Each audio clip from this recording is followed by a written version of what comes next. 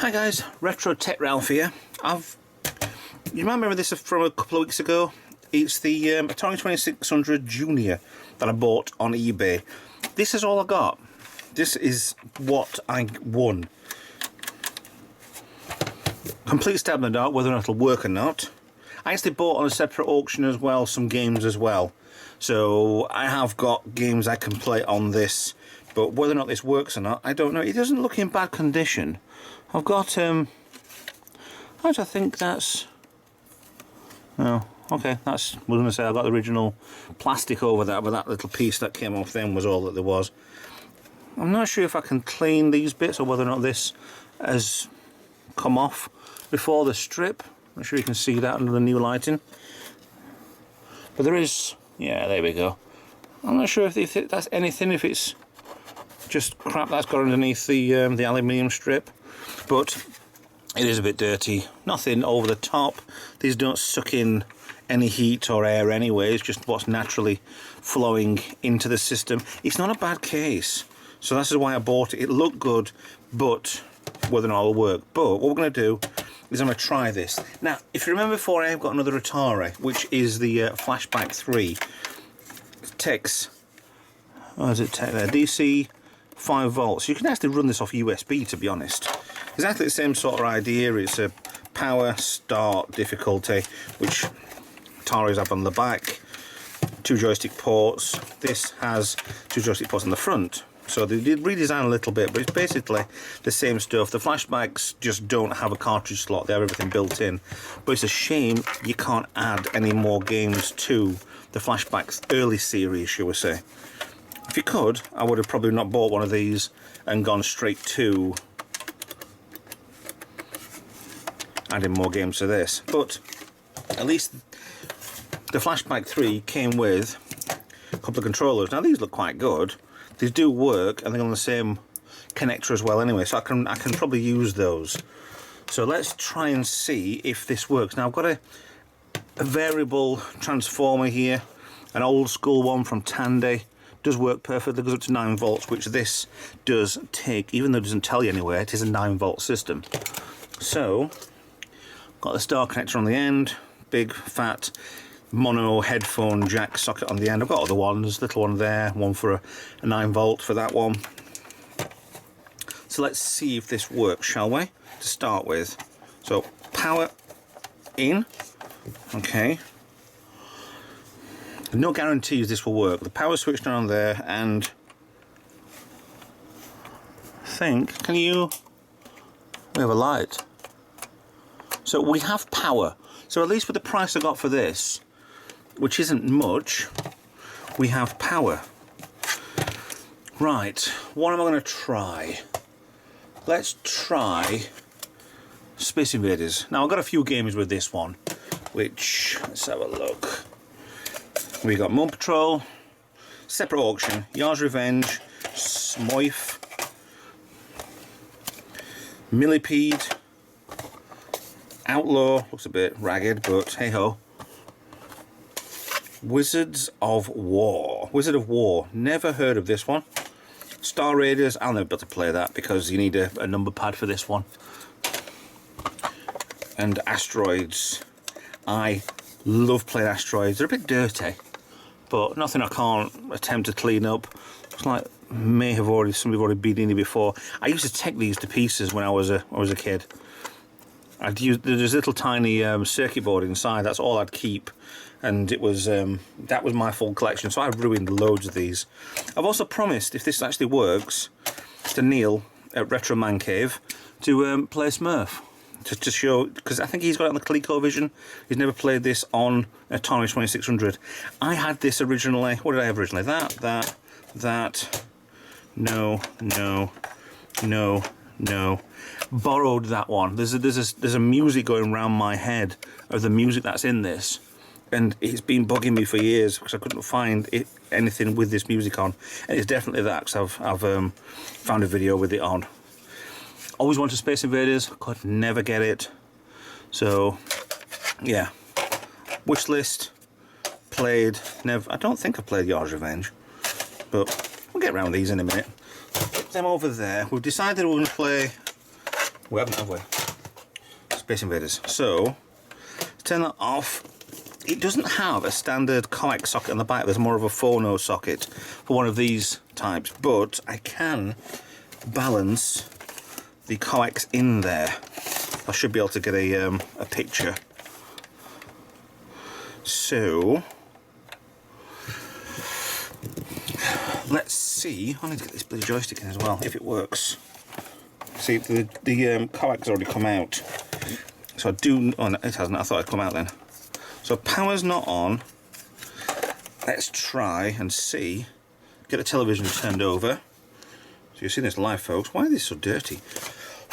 Oh yeah, I've been yeah, bit of routine maintenance in the garage.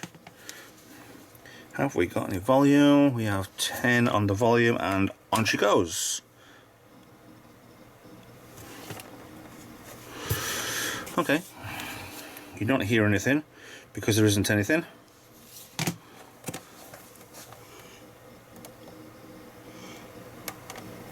Right, okay, quick pause on the video. Let's see what I've got wrong and done wrong here, and I'll get back to you in a second. Okay, little bit of I'm not sure what, but we have, if you care to have a look, ta-da! We have a fully working 2600. I can't secure my camera in properly. If it drops down, I do apologise. There we go. So, Space Invaders works. So let's press. That felt funny.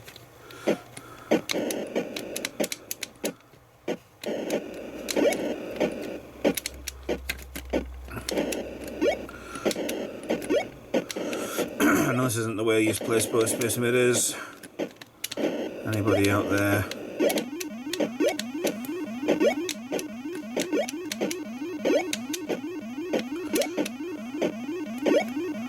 So okay, it's not the best picture. There's a bit of grainy on the bottom.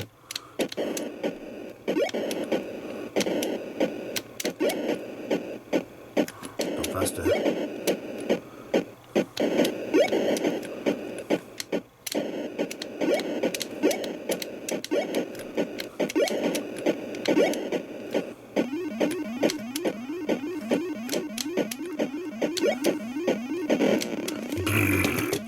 So it does work, as you can obviously tell there. So let's get back over to the, yeah. The switch works fine. That seems to work absolutely fine. The black and white to colour works perfect. For some reason, I don't know, these are selecting, but they don't feel like anything. I don't know. I've never had a 2600 Junior. I had the original Woody, and I had the Vader, the black one. The original Woody with the 3 switches either side. There was something wrong with it, broke. I was about 10, 9 maybe, I don't know, when I first got that. But that got took back, and we got a Vader one, a black one, which we had for a long time now. I took to pieces so many times, it's ridiculous. But this actually does work. I think what it is it's very stiff on the way in and out. So I don't know if there's something wrong inside here. Maybe I don't know, bit of crap in there, but let's flip this over and see. Let's take this to pieces, shall we? Because I've never seen inside the 2600. Or if I have seen inside the 26, it's been a bloody long time. So, pot of screws. Looks like there's only 5 on the back of here. But technically on this, there's not much work to do on this to get it working, because it is. The screws do seem tight. You know, that satisfying, really? Hopefully this one does it. That little click. Like it's never ever been moved since it's been poured out of the factory. So let's have a look. I remember somebody saying that there was a certain way that you have to get these off here, and you can break the bottom case very easily. So you need to try and slide it off.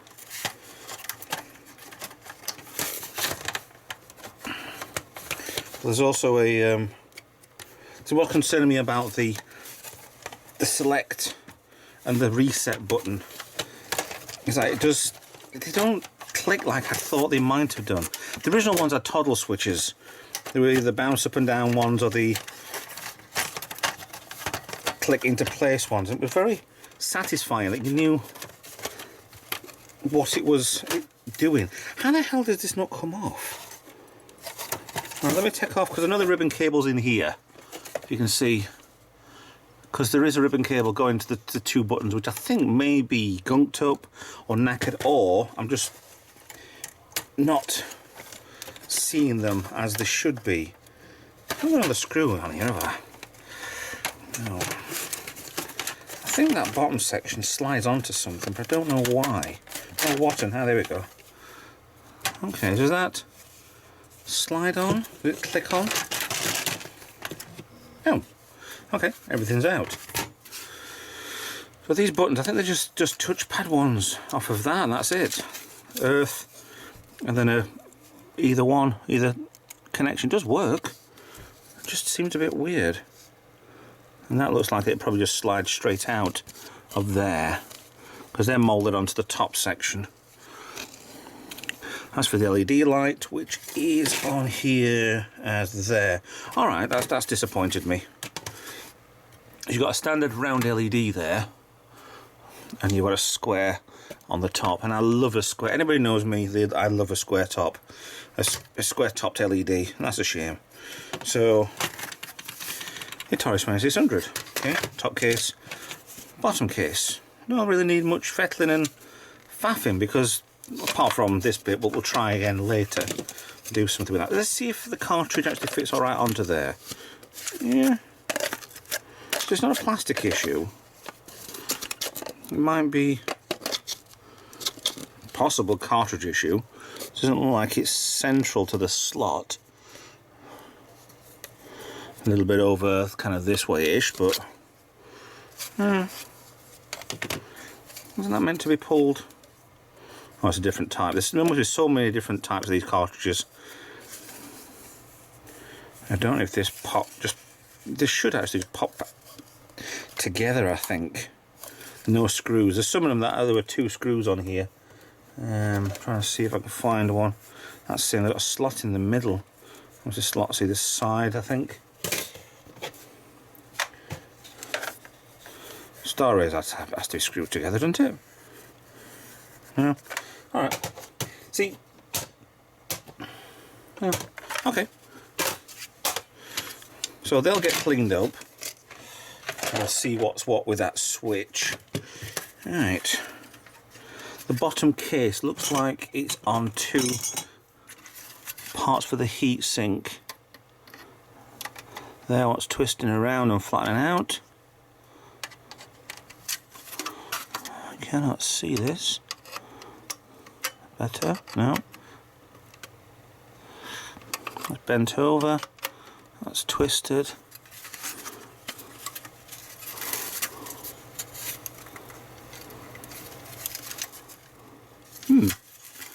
More on the sides.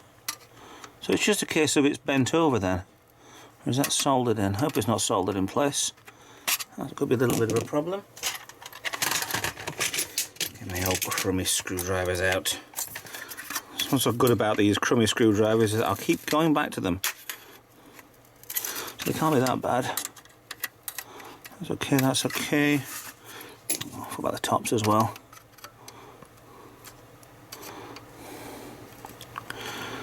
There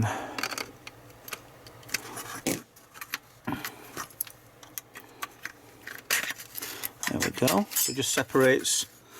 That front one there didn't. Oh, it does. Fold it back over again. So everything's going to get a good clean. That's not a bad board. There's a bit of brown in there. Maybe I want to say overheating, but it doesn't look like it. I might give it a good heat over. Make sure it's all fully working. Sure there's no dry solder joints. This is always a possibility on these sort of systems. Oh, that's not come out there. Just flatten it.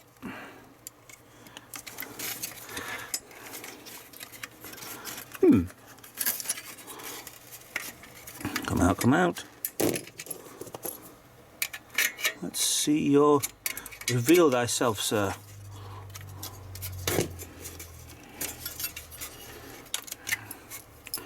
Why do you not want to come out?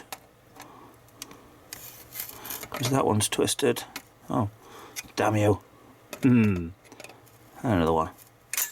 There we go. Ow.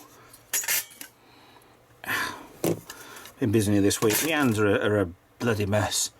I've been busy in the garage doing lots of untech sort of stuff. So, we have... See, coax socket does not fit on there. It's a phono socket and that is not. But it will make contact barely. It's just different size. Phono socket will go lovely. But I don't have a phono to coax socket. That's bent out as well. That's very loose. It's not loose on there though. There's your the RF modulator. I just could possibly take that off and do a mod for this. There's nothing else that needs to be done apart from just a damn good clean. Like I said, there's no fans on this, they're sucking any bad air. Everything seems to work fine. Just needs a bit of a polish, bit of a clean. I can do that. Looking better already. See, I think there may be a problem with that. Switches seem fine. They're a full unit, so it's not like they're like with the grandstands. The switches there, ball bearings shown on the side, and then the metal casing is round and pulled underneath it. They're a fully moulded set there. 3 pins there, 3 pins there. Anything else? No. So to take them off would be 3 pins along there, which is quite easy. Capacitor seems good. That seems fine. Diodes seem okay. Let me see what revision board this is, if it's anything particular. Yeah, I do suspect there's something maybe wrong with that. If not, might just need a bit of oil or something. Might just I don't know. I'm sure we'll find something. Nothing seems wrong with this. I know I've seen it working. There's a bit of... That looks a bit odd, where it's got the crap on there, as you can see. But other than that, it's all fine. I think that might be a fuse. A Y2. If it isn't a fuse, it just looks absolutely a crap piece of engineering or installation. Q5. So, revision board. It's the Atari C022018 revision D. PCNX 9036, whatever the hell that means. And you know I'm not that technically minded, so if anybody would like to comment below if this is good or bad, this is one of those rare ones that you're never ever going to see ever apart from in my hands, then please get in touch. If not, then I've just got a normal 2600. This bit here, the cover part for the... That's Foxconn. And I think I've had a graphics card that's a Foxconn. So old appliances, or new appliances, start off with different yeah. So I could quite easily... See, I don't know why that wasn't fitted over here. Maybe even had the sidewards on and mounted there. Seems a bit odd that it's there, then extended outwards. I think this is prime for a mod. For the AV mod, definitely. And see what other mods there are out there to do with this. So, there's nothing to do with this, that's quite good. Chips there, you've got the UMC set of chips. UM6532, another 6526P1, and the UM6507. And that's all this bloody thing is. There's a little smaller one down here anyway. P9012G. Other than that, there's really nothing to this. And these sold for 100 odd quid, about 150 quid I think they were originally in the 80s. Yeah, I would love to have had a original Woody one, or a Vader, which is the black case, two switch on the front.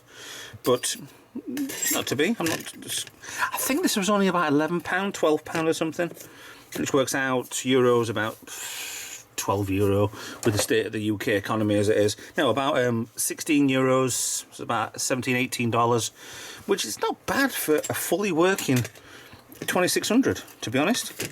So I'm relatively quite happy with that. So I'll put that on board. I'll put this together in my own time, because like I said, I'll keep it in pieces because I want to do some things to this beforehand. Happy smiley face with the beauty mark. Sorry. So yeah, I'm really happy with that. So that's spot on, and we'll do some modifications with this in the coming weeks and months. Like you know, if you've seen the channel before, never a rush. We're always plod along with things. If anything new comes along, we'll get on with it. So thanks for watching. Please like and subscribe. Consider being a Patreon. Please consider, if you want to donate something to the channel, anything it could be, then please get in touch. I've got links in the description for the channel. There are links down below for any social media sites that you can get in touch with me if you want to. And if not, please give a big thumbs up. Click the bell icon and subscribe. Well, subscribe and click the bell icon. Yeah, you know what I mean. And I'll see you in the next video. Bye for now.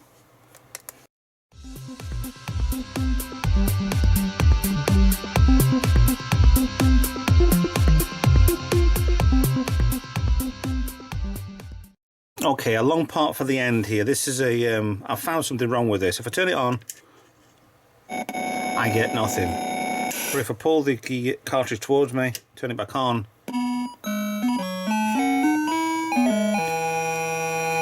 so there's something not right down there anyway. And as a request now for Neil at Retro Man Cave, let's try by playing one-handed, one on the joystick, one hand on the pulling the cartridge towards me. There's probably a dry solder joint on there anyway, so let's show you what's... oh god, come on. Smurf looks like.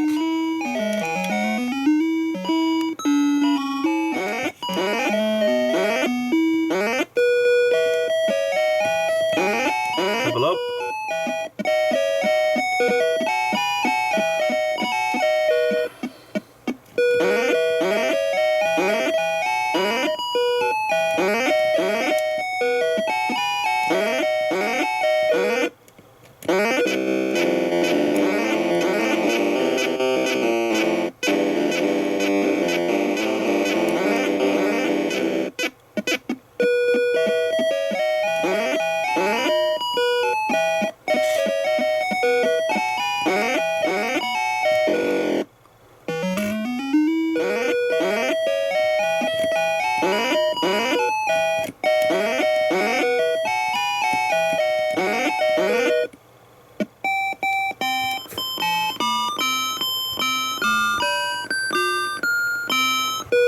And it continues.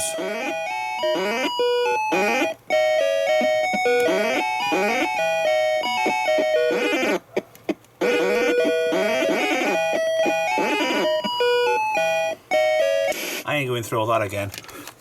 It basically gives you level 2, you have 2